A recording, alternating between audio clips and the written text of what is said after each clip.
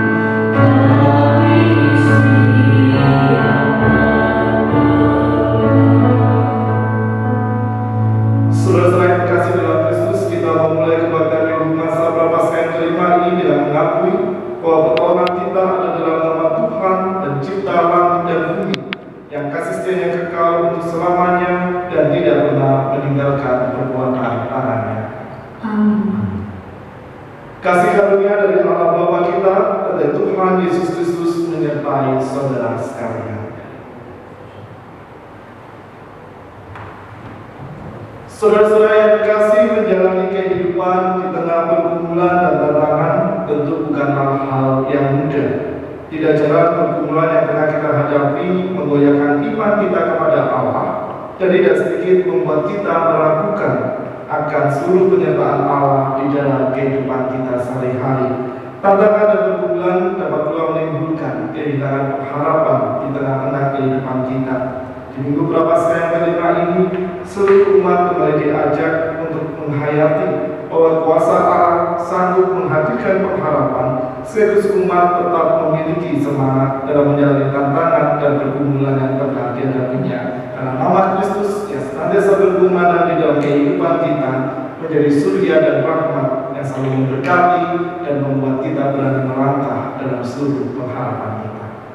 NKB nomor 72 bagian pertama hingga yang kedua, nama Yesus berkumandang.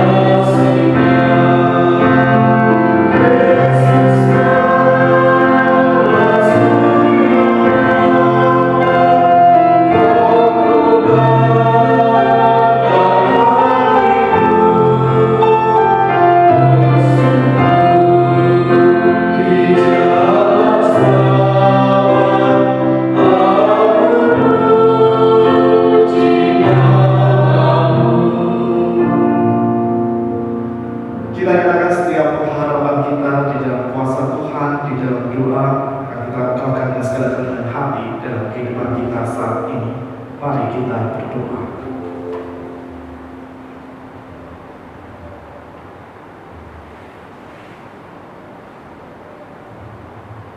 Di saat kami menatap langkah kehidupan kami ya Bapa, di sanalah termunculkan sebuah pengharapan yang selalu membuat kami untuk berani, membuat kami untuk setia melangkah, dan membuat kami juga untuk berani berproses di dalam seluruh bagian kehidupan yang Engkau anugerahkan di dalam diri kami.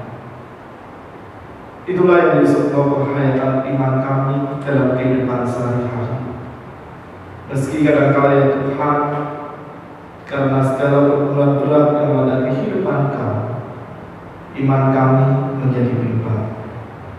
Namun oleh pengharapan yang Engkau anugerahkan itu, membuat kami kembali bangkit untuk melanjutkan seluruh langkah persiapan kami, serta pengharapan itu juga yang membuat kami berani untuk selalu melihat dengan jelas apa yang Engkau rencanakan dan juga apa yang selalu Engkau anugerahkan di dalam diri kami.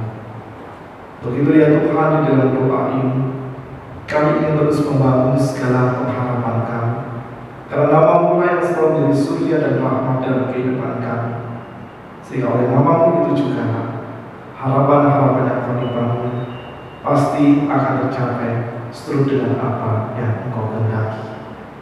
Kami sadar dalam situasi saat ini ya Tuhan, ada begitu banyak kesulitan yang kami peroleh.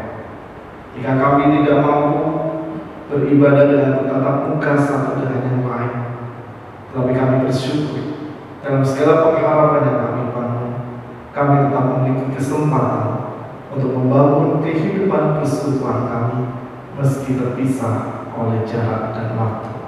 Dan kami percaya Tuhan, melalui persekutuan yang terus kami bangun ini, kami akan senantiasa beroleh rahmat dan cinta kasih. Di dalam nama Tuhan kami Yesus Kristus, dengarlah setiap doa pengharapan kami. Amin. Kidung Jemaat nomor 26, bait yang pertama dan keempat, mampirlah dengan doa.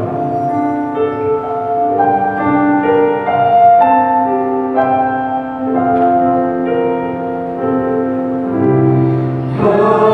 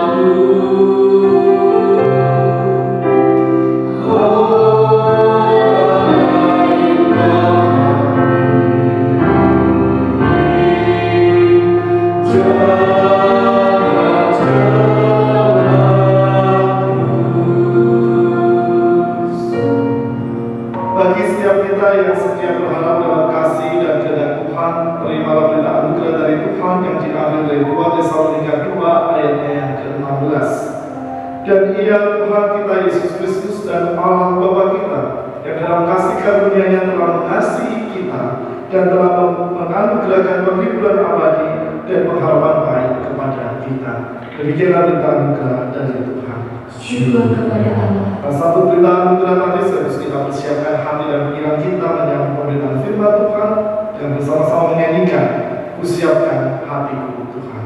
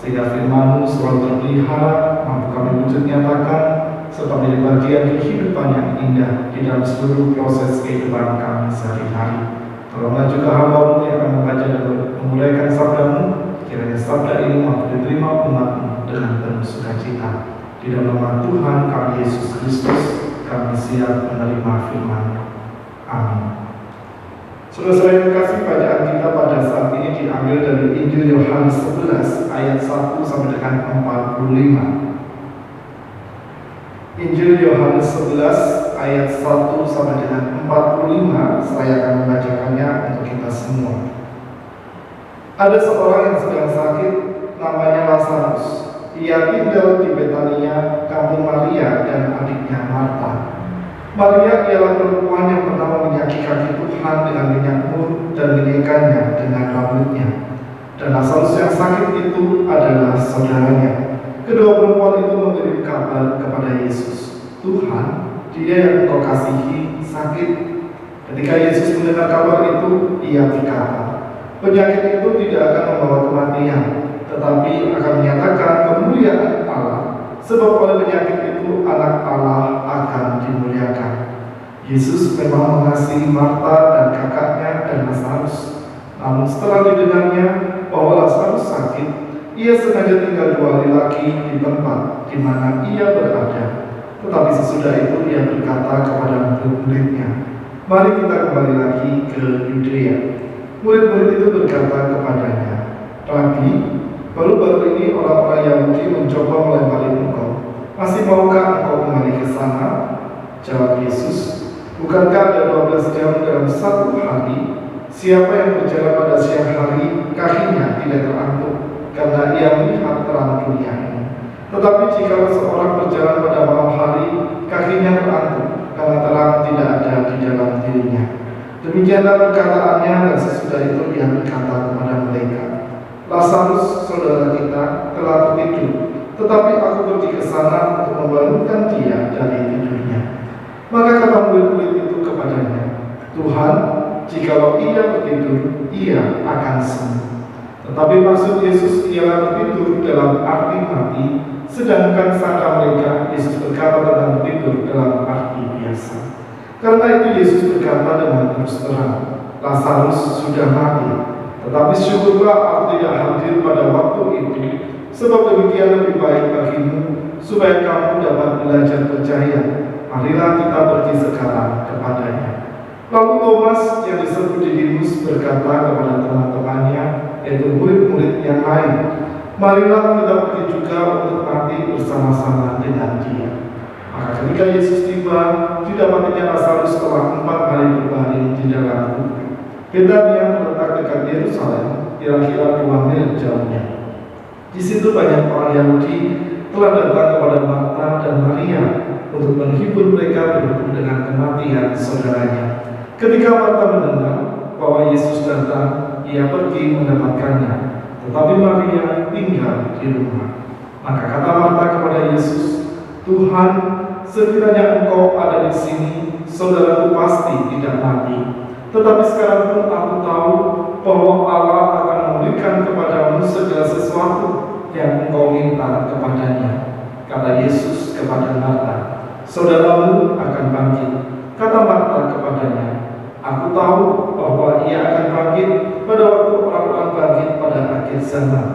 Jawab Yesus, "Akulah kebangkitan dan hidup. Barang siapa percaya kepadaku, ia akan hidup walaupun ia sudah mati. Dan setiap orang yang hidup dan yang percaya kepadaku tidak akan mati selama-lamanya. Percayakah engkau akan hal ini?" Jawab Marta, "Ya Tuhan, aku percaya bahwa Engkaulah Mesias, Anak Allah, Dia yang akan datang ke dalam dunia." Dan sesudah berkata demikian, ia pergi memanggil saudaranya Maria dan berbisik kepadanya, "Guru ada di sana dan ia memanggil engkau." Mendengar itu, Maria segera bangkit lalu pergi mendapatkan Yesus. Tetapi waktu itu Yesus belum sampai ke dalam kampung itu. Ia masih berada di tempat Marta menjumpai dia. Ketika orang-orang Yahudi yang bersama-sama dengan Maria di rumah itu untuk menghiburnya melihat bahwa Maria segera bangkit dan pergi keluar, mereka mengikutinya karena mereka menyangka bahwa ia pergi ke kubur untuk beratap di situ. Setibanya Maria di tempat Yesus berada dan melihat dia, tersungkurlah ia di depan kakinya dan berkata kepadanya, "Tuhan, sekiranya Engkau ada di sini, saudaraku pasti tidak mati." Ketika Yesus melihat Maria menangis dan juga orang-orang Yahudi yang datang bersama-sama dia, maka masuklah hatinya. Ia sangat terharu dan berkata, "Di manakah dia kamu baringkan?" Jawab mereka, "Tuhan, marilah dan lihatlah." Maka menangislah Yesus. Kata orang-orang Yahudi, "Lihatlah betapa kasihnya kepadanya." Tetapi beberapa orang di antaranya berkata, "Ia yang memelihara mata orang buta, tidak sanggupkah ia bertindak sehingga orang ini tidak mati?" Maka masuklah pula hati Yesus lalu ia pergi ke kubur itu. Kubur itu adalah sebuah gua yang ditutup dengan batu. Kata Yesus, angkat batu itu. Marta, saudara orang yang meninggal itu, berkata kepadanya, Tuhan, ia sudah berbau, sebab sudah 4 hari ia mati. Jawab Yesus, bukankah sudah kukatakan kepadamu, jika engkau percaya, engkau akan melihat kemuliaan Allah? Maka mereka mengangkat batu itu. Lalu Yesus menghadap ke atas dan berkata, Bapa, aku mengucap syukur kepadamu karena engkau telah mendengarkan aku. Aku tahu bahwa engkau selalu mendengarkan aku, tetapi oleh karena orang banyak yang berdiri di sini mengelilingi aku mengatakannya, supaya mereka percaya bahwa engkaulah yang telah mengutus aku. Dan sesudah berkata demikian, berserulah ia dengan suara keras, Lazarus, marilah keluar. Orang yang telah mati itu datang keluar. Kaki dan tangannya masih terikat dengan kain kapan dan mukanya tertutup dengan kain pelu. Kata Yesus kepada mereka, bukalah kain-kain itu dan biarkan ia pergi. Banyak di antara orang-orang Yahudi yang datang melawat Maria dan menyaksikan sendiri apa yang telah dibuat Yesus, percaya kepadanya. Demikianlah ini Tuhan kita Yesus Kristus berbagi setiap kita yang selalu mendengarkan firman Tuhan, memelihara dan melakukannya dalam kehidupan sehari-hari. Hosiana. Saudara-saudara yang terkasih di dalam Kristus, menjalani kehidupan di tengah pergumulan tentu bukanlah hal yang mudah. Terkadang berbagai pemikiran negatif datang menghampiri ketika kita berhadapan dengan begitu banyak macam pergumulan dalam kehidupan sehari-hari. Hal itu adalah sebuah hal yang wajar, karena kita kadang bahkan kerap kali tak mampu memahami bagaimana jalan yang akan kita tempuh untuk menyelesaikan setiap pergumulan yang kita hadapi dalam kehidupan sehari-hari. Kemarin sore ketika saya memiliki waktu senggang, saya membaca sebuah cerita di dalam sebuah buku yang berjudul Chicken Soup, di dalam serinya yang berjudul juga Doa-doa yang terkabul. Ada sebuah cerita yang indah di sana ketika seorang guru dan juga seorang yang sangat berpeduli kepada ibu-ibu muda yang ada di sekitarnya berusaha untuk memperkumpulkan bagaimana caranya supaya ia bisa menolong ibu-ibu muda yang ada di sekitarnya. Cerita itu bermula ketika beberapa perempuan dari kelompok sekolah minggu yang dimiliki oleh perempuan tadi memiliki sebuah hak istimewa untuk menjadi mentor bagi para ibu muda yang baru kehilangan pekerjaan mereka. Dan biasanya mereka bertemu sekali dalam seminggu, setiap malam mereka mengajari bagaimana cara manajemen uang, menyiapkan ibu-ibu muda yang baru kehilangan pekerjaan itu untuk menghadapi wawancara ketika mereka akan memperoleh pekerjaan yang baru, dan mengajari mereka bagaimana cara berpakaian yang baik dan layak untuk mendukung keberhasilan mereka saat mereka akan melakukan wawancara pekerjaan. Terkadang juga mereka membahas bagaimana mengatur gizi dalam makanan di tengah-tengah keluarganya, di tengah-tengah anggaran kehidupan rumah tangga yang terbatas. Dan mereka pun memahami bahwa minggu-minggu berikutnya para perempuan dan ibu muda tadi yang baru saja kehilangan pekerjaan, bahwa minggu-minggu berikutnya ketika mereka tidak memiliki dan tidak segera mendapat pekerjaan, menjadi minggu-minggu yang susah dan berat untuk dijalaninya. Sehingga bagi perempuan tadi sangat penting sekali untuk ia berusaha dengan kelompoknya bagaimana mencari ide-ide kreatif dan juga menolong para ibu muda ini agar mereka tetap memiliki pengharapan di dalam kehidupannya untuk mendampingi keluarga dianugerahkan dalam diri mereka, serta juga untuk menolong ibu-ibu muda itu agar mampu memberikan pendidikan terbaik bagi anak-anak yang dianugerahkan oleh Tuhan di dalam kehidupan mereka. Hingga suatu ketika sesuai kasih dalam cerita ini, ada seorang ibu muda yang memiliki seorang anak putri, anak perempuan yang ingin belajar alat musik klarinet. Dan si perempuan tadi rupanya bingung karena ia tidak mampu untuk memenuhi apa yang menjadi harapan dari ibu muda yang anak perempuan yang tadi ingin belajar klarinet. Jika di dalam doa yang ia panjatkan kepada Tuhan, ia berkata, Tuhan, jika Engkau berkehendak, kiranya Engkau menghadirkan seseorang yang mampu menghadiahkan sebuah alat musik klarinet atau minimal menyumbangkan alat musik klarinet bekas yang dimilikinya kepada anak perempuan itu. Dan ternyata saya kasih doa itu didengarkan oleh Tuhan. Dan lewat doa itulah akhirnya si perempuan tadi sangat membangun pengharapannya, tak hanya di dalam setiap perkataan doanya saja, tetapi juga ketika ia mewujudkannya dengan ia berusaha mencari tahu di mana ia bisa mendapatkan alat musik klarinet bekas tadi. Tetapi bersyukurlah ketika ada seseorang yang baik hati menghadiahkan sebuah musik klarinet meskipun bekas, tetapi masih berkualitas baik dan mampu dipakai oleh anak perempuan tadi. Sesuai kasih dari cerita itu maupun juga dari pengantar yang tadi saya sampaikan, maka sangat jelas sekali bahwa saat kita menghadapi segala pergumulan yang kita peroleh dalam kehidupan kita sehari-hari, kerap dalam pergumulan itu pasti ada sebuah titik di mana kita akan bingung, bahkan bisa membuat kita putus asa untuk kita melanjutkan langkah kehidupan kita. Tetapi kita harus selalu mengingat sebenarnya bagaimana Allah senantiasa menghendaki kita untuk membangun setiap pengharapan di dalam kehendak cinta kasih-Nya dan juga membangun pengharapan di dalam seluruh pergumulan yang kita alami dalam kehidupan kita sehari-hari.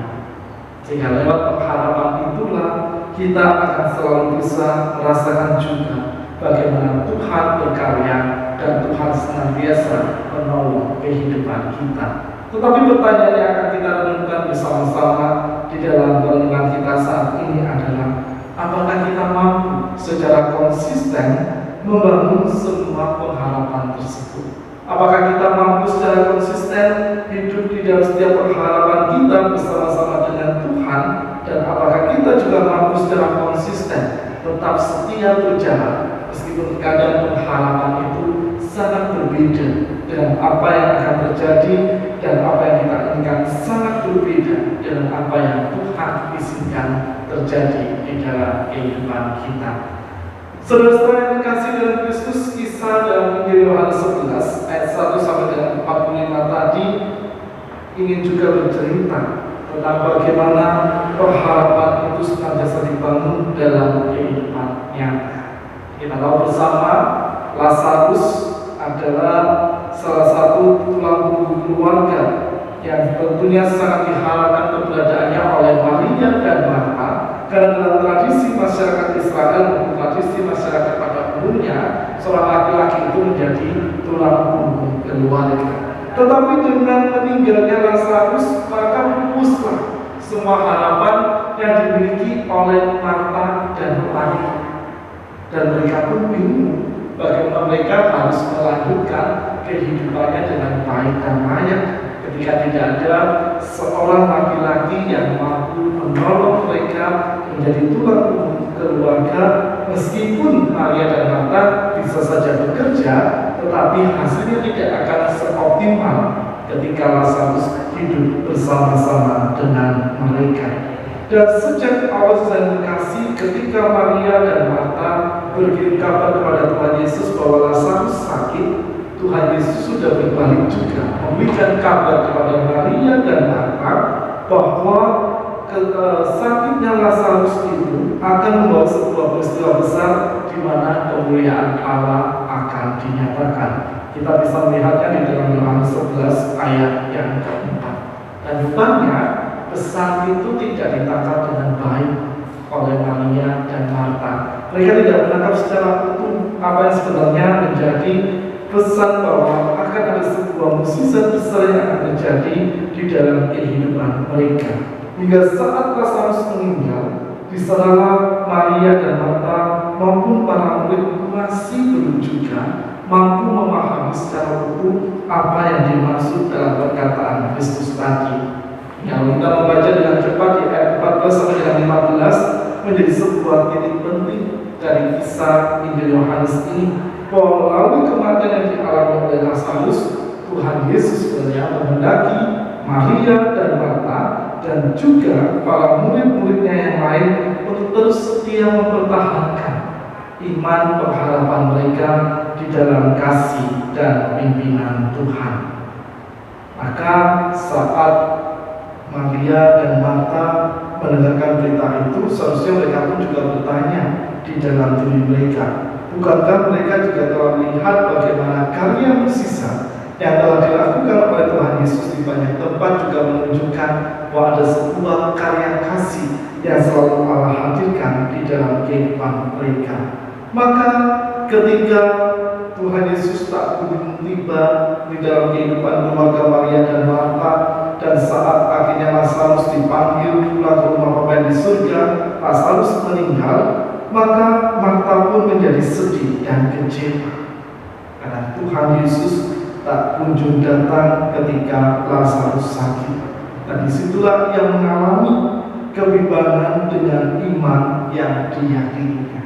Bahkan ketika Tuhan Yesus pun menegaskan kembali bahwa Lazarus akan bangkit, Marta memahami maksud Kristus tersebut sebagai maksud eskatologis atau sebagai sebuah maksud bahwa memang Tuhan akan membangkitkan semua orang mati, semua orang percaya yang mati dalam nama Allah Tritunggal kelak di akhir zaman. Marta tidak menyadari bahwa maksud Tuhan Yesus saat itu adalah Lazarus akan bangkit di saat itu juga. Yohanes 1 ayat 25 sampai dengan 26 menjadi penegas ulang tentang jaminan pengharapan serta iman yang dianugerahkan oleh Sang Bapa melalui Kristus kepada semua orang yang bersedia menerimanya. Dan di titik itu pula akhirnya pengharapan dan iman Marta kembali diteguhkan dan memampukannya melihat bahwa pengharapan itu memang nyata. Tuhan Yesus pasti akan menggenapi janji pengharapan yang dinyatakannya tersebut, dan di akhir cerita ini ada sebuah happy ending, sebuah akhir yang bahagia ketika Lazarus bangkit, dan itu membuat semua orang yang melihatnya menjadi percaya kepada. Saudara-saudara yang dikasihi, hidup dalam pengharapan memang tidak semudah seperti kita mengatakannya dalam setiap komitmen maupun perkataan kita sehari-hari. Akan tetapi di dalam setiap pengharapan yang kita bangun, sebenarnya kita sedang belajar untuk memberserahkan dan menaruh seluruh kehidupan kita di dalam kasih dan kehendak Tuhan. Dalam kali pergumulan-pergumulan yang mampir dalam kehidupan kita justru membuat kita khawatir dan takut melangkah dalam seluruh pengharapan yang kita bangun. Sama seperti yang dialami oleh Maria dan Marta tadi. Kesedihan yang begitu dalam karena mereka ditinggalkan Lazarus rupanya menutup pintu pengharapan yang selalu terbuka dan yang senantiasa dihadirkan oleh Tuhan di dalam kehidupan Maria dan Marta bersama dengan kakaknya Lazarus. Untuk itulah saudara terkasih, belajar dari kisah tadi, kita digendaki dan diajak oleh Tuhan untuk selalu konsisten membangun seluruh pengharapan kita di dalam kasih dan kehendak Allah dalam berbagai macam situasi dan kondisi yang kita hadapi dan kita terima dalam kehidupan sehari-hari. Dalam suka maupun duka, pengharapan kepada Allah pasti memampukan kita untuk bertahan menjalani proses hidup kita dengan sungguh-sungguh dan penuh sukacita. Dan tentunya sudah kasih berpikir positif menjadi kunci untuk memampukan kita bersemangat hidup dalam seluruh pengharapan yang kita miliki di dalam Tuhan. Berkata-kata positif, selalu memiliki pemandangan-pemandangan positif yang ada dalam kehidupan kita, itu membuat kita akan selalu termotivasi, akan selalu terdorong untuk kita bisa mencapai segala pengharapan kita di dalam kasih dan kuasa Tuhan. Saudara-saudara yang terkasih, minggu ini kita memasuki minggu kedua beribadah di rumah masing-masing. dan hal ini pun akan terus berlanjut sesuai dengan surat edaran dari Badan Pekerja Majelis Sinode Wilayah Jawa Timur maupun juga pesan pastoral kedua dari Badan Pekerja Majelis Sinode DKI bahwa kebaktian minggu di rumah masing-masing diperpanjang sampai dengan tanggal 26 April 2020. Tentu menjadi sebuah situasi yang bisa membuat kita khawatir, bisa membuat kita lesu, gak ketemu dengan saudara-saudara seiman. Bisa kalau kita beribadah dengan tatap muka itu jadi hal yang menyenangkan karena kita bertemu dengan saudara-saudara kita saling mendukung dan kita saling menguatkan. Tapi karena kita melihat bersama-sama bagaimana wabah COVID-19 atau virus corona ini persebarannya dia meluas dari hari ke hari, dan juga himbauan pemerintah untuk melakukan social distancing, bahkan di beberapa wilayah sudah diterapkan physical distancing atau pembatasan jarak antara kita dengan sesama kita, pasti membuat kita khawatir. Ditambah juga kalau kita memperhatikan angka pasien yang positif maupun juga angka pasien yang meninggal akibat wabah virus corona ini dari hari ke hari semakin bertambah. Data terakhir yang saya lihat melalui media sosial yang saya miliki dan berita itu valid bertanggal 28 Maret 2020 yang positif 1046, yang meninggal 87 orang, meningkat dengan pesat dibandingkan data di hari sebelumnya. Namun sesuai kasih, kita tidak boleh hanya berfokus kepada angka pasien yang dinyatakan positif maupun juga pasien yang dinyatakan meninggal. Ada dua angka lain yang sebenarnya di sana menjadi sebuah bagian pengharapan kita bahwa wabah ini pasti akan segera usai. Wabah 28 Maret yang sembuh 46 dan yang dinyatakan negatif dari wabah virus corona ini 3.443. Bisa dilihat perbandingannya, yang positif 1.046, yang negatif 3.443. Meski kita tidak akan pernah tahu bagaimana perjalanan angka ini ke depannya sampai seperti dikatakan oleh BNPB sampai 29 Mei. Namun ada sebuah pengharapan yang kita miliki yang akan menolong kita untuk selalu membangun pemikiran-pemikiran positif agar kita tetap bersemangat berjuang bersama-sama melewati badai atau wabah virus corona ini.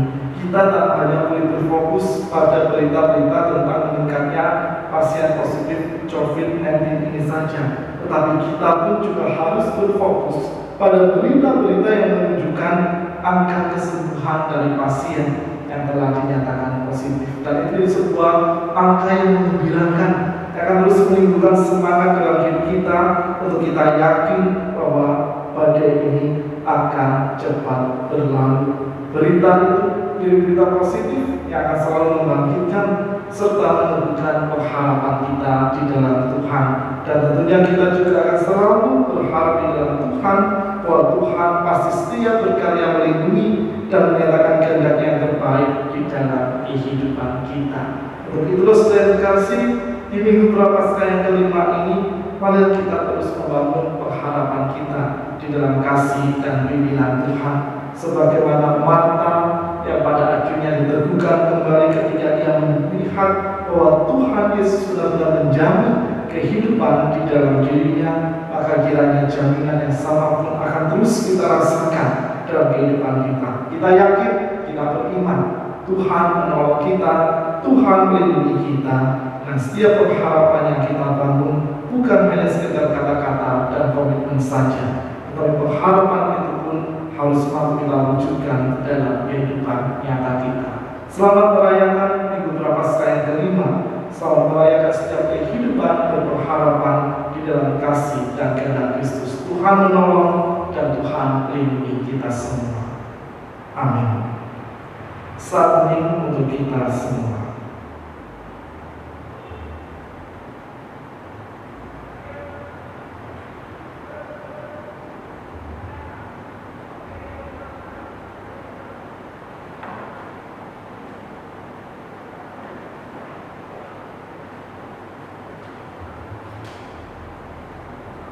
umat Bunda untuk berdiri.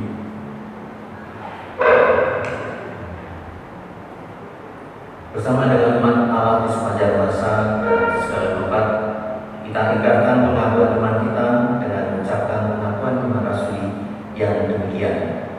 Aku percaya pada Allah, Bapa yang Maha Kuasa, Tuhan langit dan bumi, dan kepada Yesus Kristus, Anak yang tunggal Tuhan kita, yang dikandung dari Roh Kudus, lahir dari kata Maria, yang benar secara dalam kita maupun sedarus, disalibkan, mati dikuburkan, turun dalam kerajaan.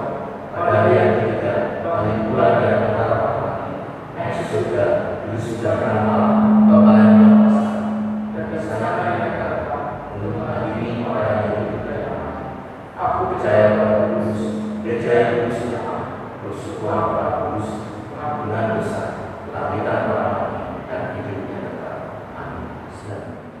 Saudara-saudara, kita akan menaikkan syafaat kita di dalam doa, dan syafaat akan kita akhiri dengan menyanyikan doa Bapa kami. Mari kita berdoa. Bapa yang Maha Kasih, dalam segala kehendak dan juga penyertaan-Mu kami mengucap syukur, meskipun kami terpisah oleh jarak dan waktu, tetapi oleh anugerah ya Tuhan kami dapat membangun kehidupan persekutuan kami melalui setiap fasilitas dan sarana yang telah Engkau sediakan dalam diri kami. Kiranya Tuhan hal ini akan tetap meneguhkan iman pengharapan kami dalam Engkau, bahwa Engkau selalu ada dan Engkau selalu hadir dan menemani dalam seluruh langkah yang kami bangun, sehingga di sana ya Tuhan kami akan mampu berharap dengan setia dalam cinta kasih-Mu. Dalam kesempatan ini kami menaikkan setiap syafaat kami ya Tuhan. Kami berdoa untuk saudara-saudara kami yang saat ini tengah berjuang di garda terdepan untuk menangani wabah virus corona ini. Berkata setiap dokter dan perawat maupun juga tim para medis, agar dalam segala perjuangan yang mereka lakukan untuk menangani bahkan membantu kami sebagai masyarakat mencegah penyebaran virus COVID-19 ini, mereka akan selalu terlindungi dalam kasih dan berkat. Juga untuk para pasien yang telah dinyatakan positif bersama dengan seluruh keluarganya, mereka juga akan selalu menolong dan memimpinnya Tuhan, sehingga dalam segala kelemahan yang mereka alami, kiranya mereka tetap bersemangat menjalani hari-harinya. Kami juga teringat untuk setiap keluarga yang telah ditinggalkan oleh setiap pasien yang meninggal karena wabah virus corona ini. Kiranya Engkau juga akan selalu menghadirkan penghiburan dan kekuatan dalam kehidupan mereka, sehingga dalam seluruh suasana duka yang mereka alami, kiranya mereka akan tetap tabah menjalaninya dan selalu berserah di dalam kehendak cinta kasih-Mu. Bapa yang Maha Kasih, kami juga berdoa untuk kehidupan bergereja kami. Kiranya Engkau juga akan selalu memberkati dan menolongnya di tengah-tengah masa sulit yang saat ini kami hadapi bersama. Kami percaya Tuhan, Engkau hadir dan Engkau selalu mengaruniakan setiap hal terbaik dalam kehidupan bergereja kami. Kiranya setiap pelayanan yang terus kami berjuang bersama-sama akan tetap terwujud nyata dalam berbagai bentuk nyata yang lainnya Tuhan, yang tidak dapat kami lakukan seperti biasanya.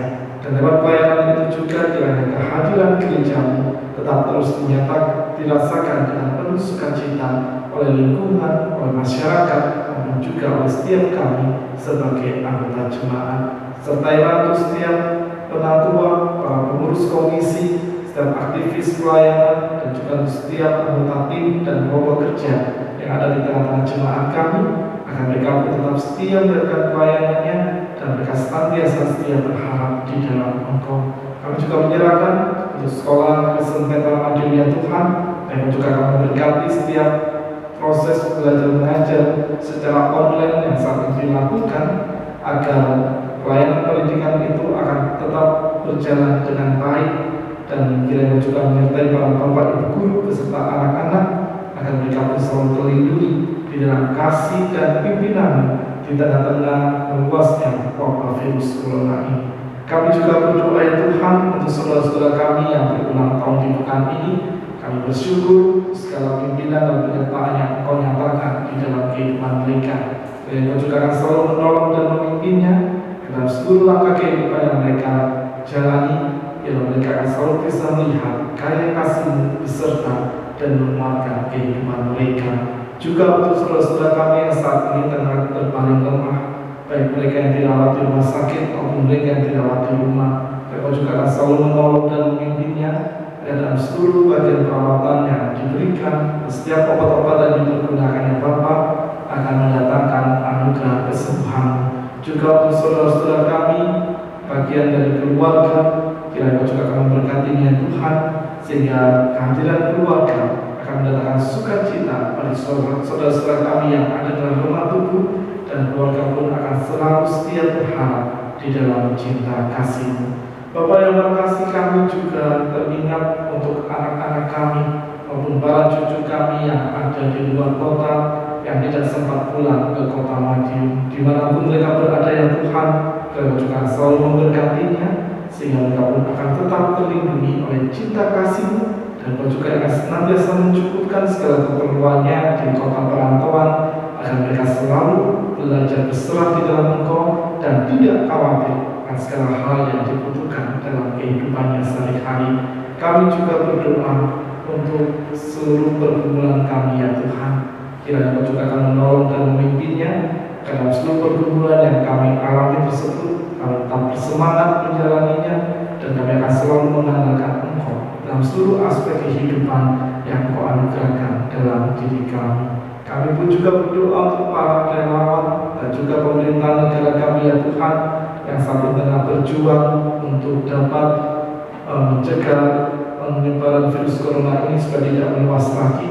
Ya, Engkau juga akan terus melindungi mereka ya Bapa, agar dalam seluruh kesempatan mengabdi yang mereka miliki, mereka akan mampu memberikan yang terbaik, dan dalam setiap pertolongan yang mereka berikan akan menolong bangsa dan negara ini dapat terbebas dari wabah virus corona ini.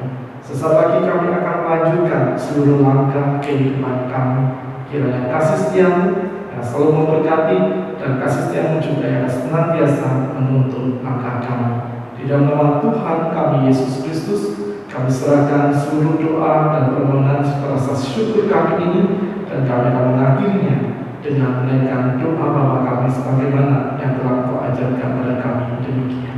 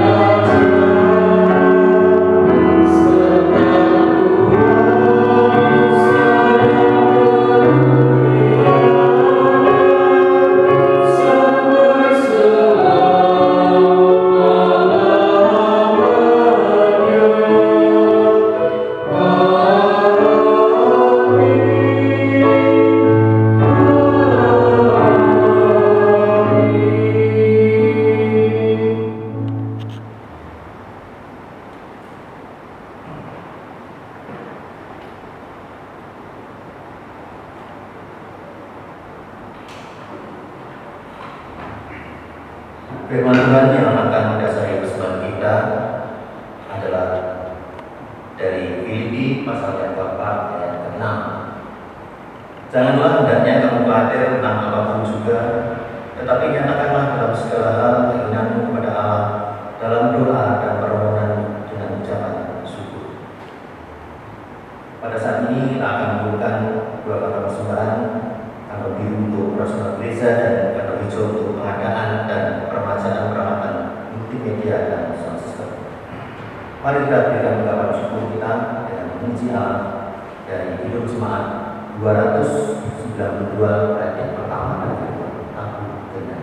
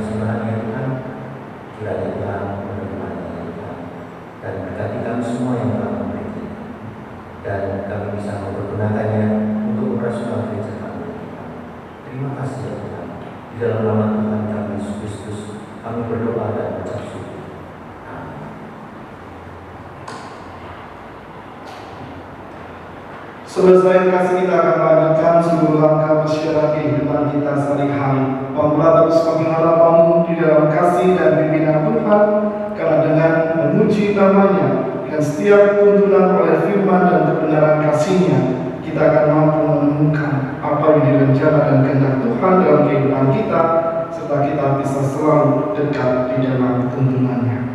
NKB nomor 184 bait yang pertama dan kedua, dulu ku mencari. Oh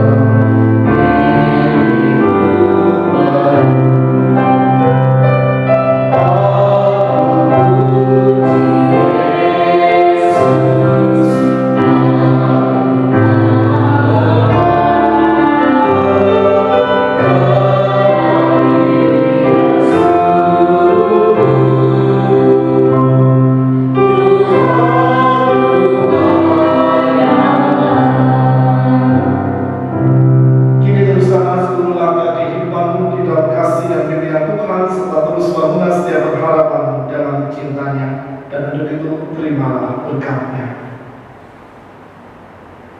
Tuhan memberkati engkau dan melindungi engkau. Tuhan menyinari engkau dengan wajah-Nya dan memberikan engkau kasih karunia. Tuhan menghadapkan wajah-Nya kepadamu dan memberikan engkau damai sejahtera, kini dan sampai selama-lamanya. Hosiana.